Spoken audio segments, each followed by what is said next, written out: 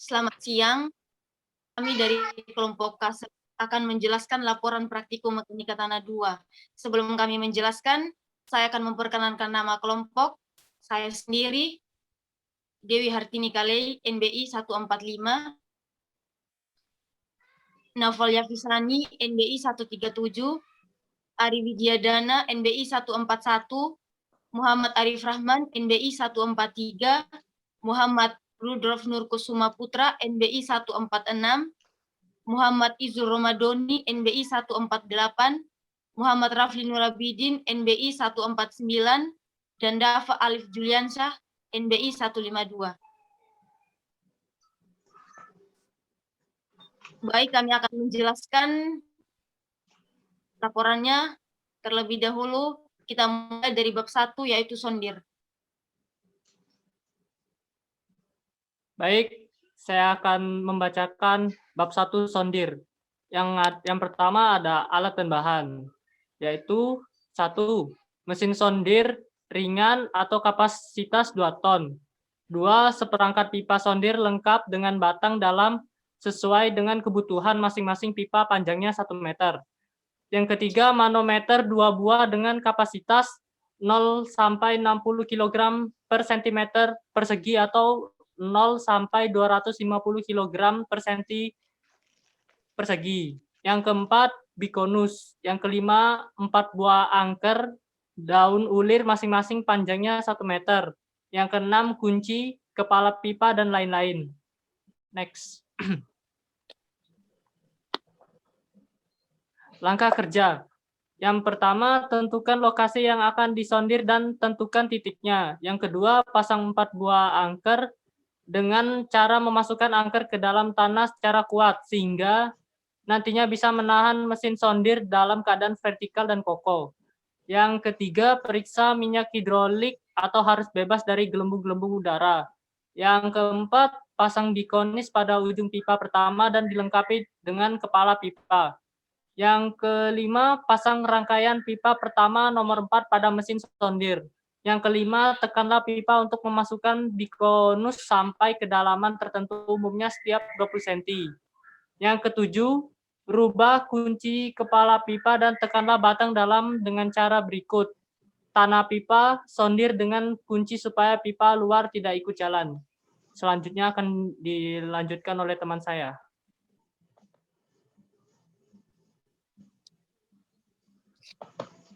Baik, saya akan menjelaskan untuk langkah-langkah berikutnya. Tekan sedalam 4 cm, pertama untuk menggerakkan ujung konus ke bawah, kemudian bacalah jarum manometer. Ini sebagai perlawanan konus. Berikutnya, penekanan dilanjutkan sedalam 4 cm.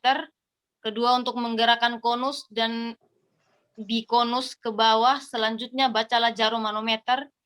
Ini adalah perlawanan konus dan perlawanan gesekan dari samping. Untuk langkah ke-8, kembalikan posisi kunci kepala pipa seperti pada posisi nomor 4. Tekan pipa bersama batang dalam sampai kedalaman 20 cm berikutnya.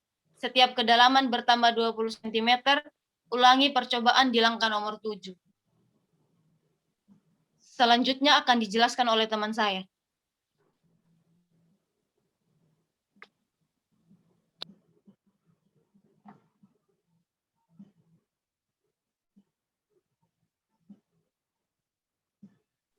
Oke, selanjutnya saya akan menjelaskan tentang boring. Tujuan boring pertama itu memeriksa karakteristik tanah secara visual mengenai warna, ukuran butiran, dan jenis tanah. Saya akan menjelaskan alat-alatnya. Yang pertama, helical accursion, bor spiral atau bor kecil dengan diameter minimum 1 atau setengah. Yang kedua, mata bor iwan. Yang ketiga, stand bor. Yang keempat, kop tabung. Yang kelima, tabung sebil. Yang keenam, kunci pipa. Yang ketujuh, martil. Yang ke-8, linggis. Yang ke-9, meteran. Yang ke-10, palu besar. 11, ember. Ke-12, plastik. Nah, untuk langkah kerjanya saya berikan kepada teman saya, yaitu Hafizani. Untuk langkah kerjanya, berikut adalah penjelasan prosedur praktikum hand boring. 1. Menyiapkan alat dan bahan. 2. Penentuan titik tanah yang akan diboring. 3. Penggalian awal menggunakan linggis sedalam 0,7 meter dikarenakan kondisi tanah yang keras dan berbatu. Diambil 0,7 meter karena dijangkau tangan untuk mengambil tanah tidak dimungkinkan. 4. Setelah terbuat lubang dengan diameter kira-kira 15 cm dan penggalian awal telah menemukan tanah lempung tak berbatu, pasanglah auger tipe Iwan pada pipa besi atau drive hand dengan arah sejajar dan sambungkan linggis sebagai pemutar dengan arah tegak lurus terhadap drive hand. Next. 6. Putarlah drive hand searah jarum jam sampai auger Iwan penuh. 7. Setelah itu, angkatlah auger Iwan dengan cara memutar berlawanan dengan arah jarum jam sambil diangkat perlahan-lahan. 8. Lakukanlah poin ke-6 hingga kedalaman 1,5 meter. Jika hand drive kurang panjang untuk menjangkau tanah yang dalam, maka sambunglah dengan hand drive lainnya. 9. Ya, proses penggalian 0, 0,5, 1, 1,5, 2, 2,5, 3, dicatat perubahan jenis tanah beserta deskripsi warna. 10. Setelah mendapat kedalaman 1,5 meter, gantilah auger Iwan dengan tabung Shelby untuk pengambilan sampel tanah yang akan diuji coba di laboratorium. 11. Sama dengan cara kerja auger Iwan, tabung Shelby juga dipasang pada ujung hand drive dan dilakukan pemutaran. Next. Setelah mendapatkan sampel tanah di dalam tabung Shelby dilepas dan langsung dibungkus parafin atau kertas guna, menghindari perubahan kondisi tanah dengan yang lain. 12. Kemudian pasang auger Iwan kembali untuk penggalian tanah sehingga kedalaman 3 meter. Setelah 3 meter, pasanglah tabung Shelby kedua untuk pengambilan sampel tanah yang kedua. 13. Alat-alat dicuci bersih dan dikembalikan ke laboratorium. Selanjutnya akan dijelaskan oleh teman saya.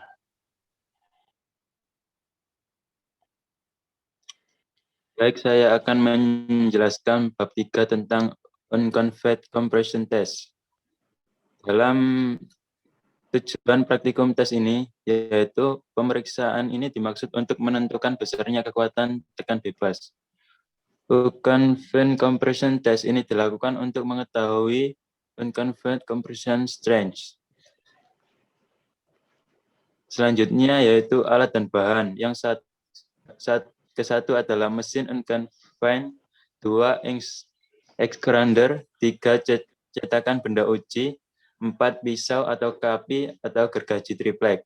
Yang kelima neraca dengan ketelitian 0,10 gram. Yang keenam adalah stopwatch. Next.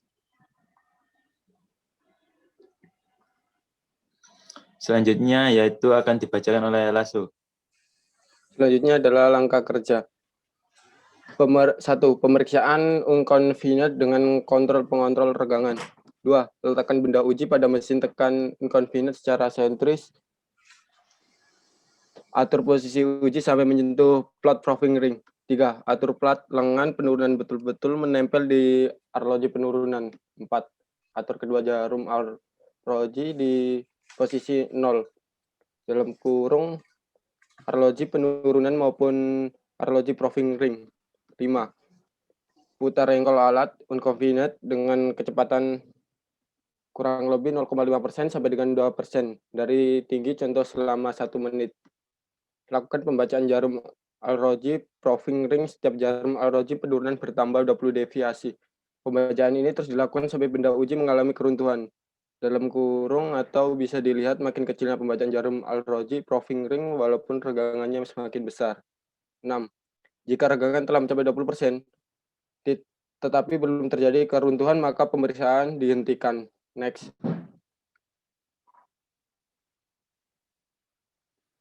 Selanjutnya akan dibacakan oleh teman saya. Untuk yang bab keempat yaitu ada tes direct shear. Tujuan dari tes direct shear ini untuk menentukan kohesi dan sudut geser tanah. Adapun alat dan bahan yang perlu disiapkan yaitu yang pertama seperangkat alat geser lengkap, 2 proving ring, 3 2 buah arloji penurunan, 4. Satu set cincin pemeriksaan terbagi 2. 5. Dengan penguncinya terletak dalam kotak. 6. Beban. 7. Batu pori. 8. Cincin cetak benda uji. 9. Neraca. 10. Stopwatch. 11. Cawan. 12. Alat pengeluaran contoh extruder dan pisau pemotong. Next. Untuk yang selanjutnya akan dijelaskan oleh teman saya, Rahman.